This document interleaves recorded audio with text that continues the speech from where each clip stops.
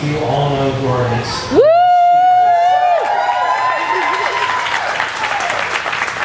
Bill Nye is a scientist, engineer, comedian, author, and inventor, and a man with a mission to help foster a scientifically literate society to help people everywhere understand and appreciate that science makes our world further. You undoubtedly know him from his multiple Emmy Award-winning show, Bill Nye the Science Guy.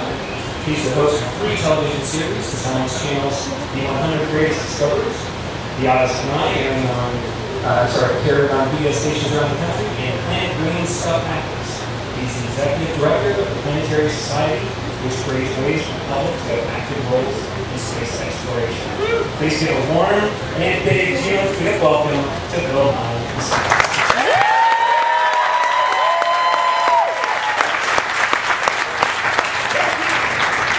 Thank you, Trent. Welcome, everyone. What a beautiful day. What a beautiful day. It is an honor to be here. How many people have seen a launch before? Yeah. Oh, right. How many of you have ever seen one? Oh, it is, in fact, the coolest. No, it's fantastic. It is a fabulous use of our wealth and treasure. It's just a great thing here. We're going to explore this other world. We're going to make discoveries. I had people ask me yesterday, what are you guys going to find there? We don't know. That's why we're going. Crying out loud, people. So there's a big magnetosphere. We've got one here that allows us to live. Who knows what goes on Jupiter? If you talk to a normal person, like a chemist, hydrogen is an acid. It donates a proton or something, and then some chemical reactions take place. I myself, very fond. Here's a lot of hydrogen right here, and I think now that I've tried it, I don't think I can live without it. It's great. But if you talk to a crazy person, like an astrophysicist, he'll say hydrogen's a metal. Dude, and that's apparently what they've got in Jupiter, if there are any Jupiterians. Speaking of which, are there any questions? Do you guys have any questions? Think about something. I just want to tell you that now, since the science guy, at the height of his powers and all that, I now have a day job, which, as many of you may know, really cuts into your time. I'm executive director of the Planetary Society. Are there any members here? Yes, right on. Right on, thank you. So we promote space exploration. We have a couple of crazy projects going on. And we're very excited, especially, I got to tell you personally, that this spacecraft has a nice plaque honoring Galileo. Because Galileo really did change the world. You know, people try to bust his chops about his discoveries, especially with regard to Jupiter. And I say bust his chops. That's sort of a current American expression. They imprisoned him and tried to kill him. Because he found that the moons of Jupiter were moving. It's quite a thing. And now we're going to go see it up close. Very, very exciting time. I mean, today's exciting because we got the big but in 5 years it's going to be just fantastic. So the putting plaques on spacecraft goes back to my old professor Carl Sagan's days, where you really ask yourself, what are you going to put on the plaque? Because it's like it's like putting a message in a bottle and throwing it in the ocean. I mean, it'd be great if somebody found it. I mean, that'd be great. But the idea is, you write that note for yourself. And so it's important for everybody in the world to really stop and think what Galileo did for us.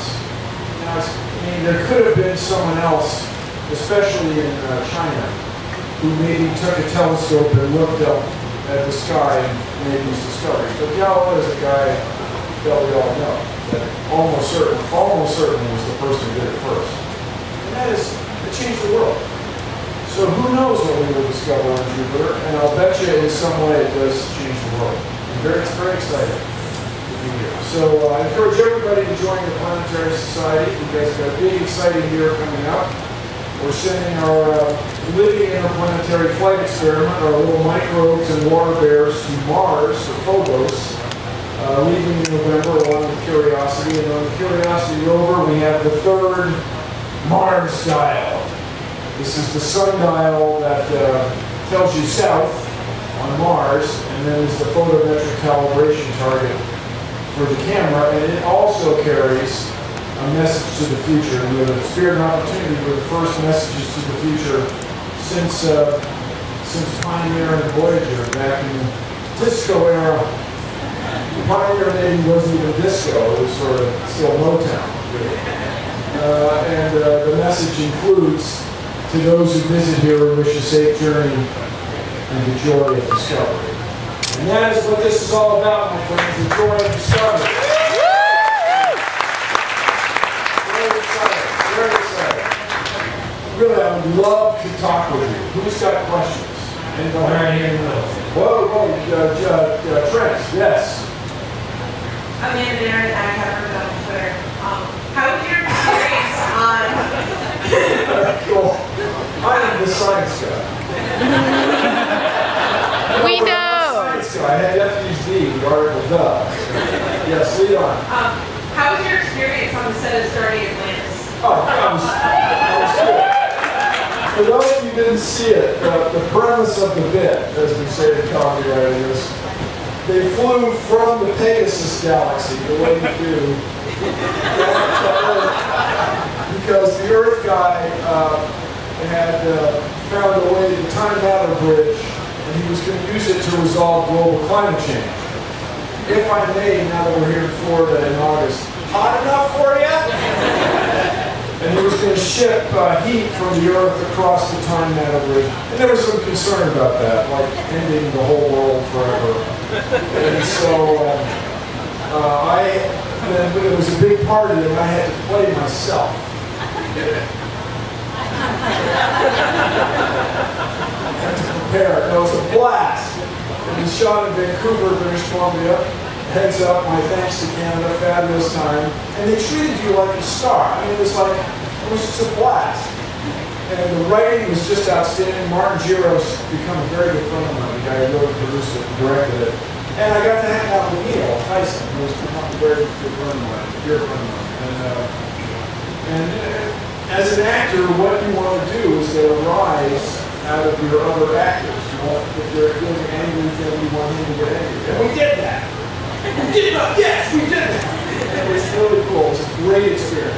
It just shows you again the influence and importance of science fiction. It's a great question because science fiction is what we imagine. And if you told my father, let alone my grandfather, about a tweet-up, you would think you had lost your mind. No, really. So this is it. And so when I think about the future of space exploration, you know, robots are really the only way we're going to get to a place like Jupiter right now. And there's so many exciting places to go. Who doesn't want to go to Europa, right? Who doesn't want to go to Titan again? Who doesn't want to go to Enceladus? I mean, come on, and have a look around. And then, you know, is there water flowing on Mars? Yes. Super salty water flowing on Mars with some super salty, loving Mars probes running around? So we could send, you guys, we could send sterile spacecraft with little robot-y guys that run around and do robot-y guy things, micro rover style stuff. We could do that in the next decade. And if we've discovered life on Mars, I mean, it's not the Pegasus galaxy with physicists riding in the cave discovering time matter bridges. Instead, it's kind of cooler than that. If we discovered life on another world, it would change this world, I'll tell you. Talk about a good use of your intellect. Oh, that's a great question, sorry. Thank you very much. It was a blast to answer the question. I can do it again in an hour and a half. The first step is long. Who's next? Next question on the left here. On the left, where are we going? Chat. I mean, yes. Jason, yes. Good morning. My name is Tara.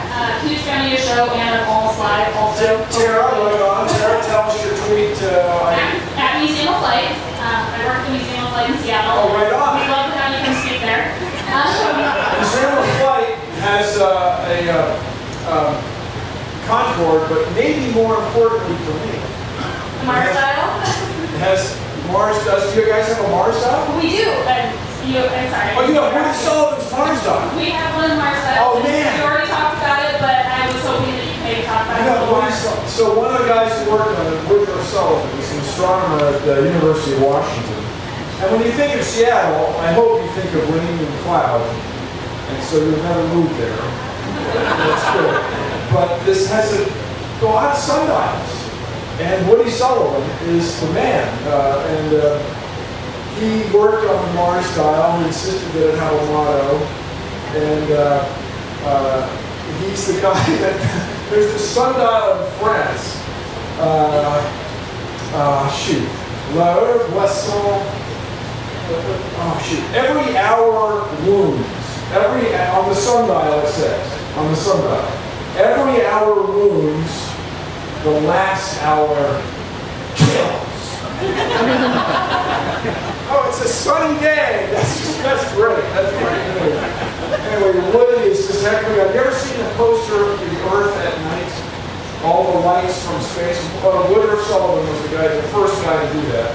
And he wrote a very influential paper about looking for signals from alien worlds, where he would maybe the key is to sort it out from other radio noise, is to look for the Doppler shift in what would be the other civilizations, Stargate Atlantis broadcast. Look for the Doppler shift induced by that planet's rotation. Spin. It's a heck of an idea. So, did you have a question? There's a way to go. Museum of Flight is a fabulous thing. What it has there is the very first 747, the RA001. And I'll tell you what's significant about that airplane for me. My grandmother went to see the Wright brothers in College Park, Maryland, and the University of Maryland. And it used to be in the middle of nowhere. The University of Maryland used to be out in the country. And the Wright brothers were there giving rides, flying around. And her mother, my great-grandmother, she was there, and my grandmother wanted to go for a ride. She's a little girl. I want to go for a ride on that plane, man. Cool. And her mother is like, no, that is so dangerous, no. My grandmother lived to see the first flight of the Wright brothers and the 747 cargo version. If there are no seats in the 747, RA001, the first one, had no seats for many years. The whole first flight, if you could arrange a headwind, the whole first flight of the Wright brothers would fit inside. That's pretty cool. And so, I just think about the things that are happening with young people today and the information technology and how the world is changing. And it's all of these things. Aviation, space exploration, discovering our place in space is all one thing. It's very, very exciting. Go to the Museum of Flight in Seattle. If you've never been, it's a spectacular museum. It's spectacular. Airplanes.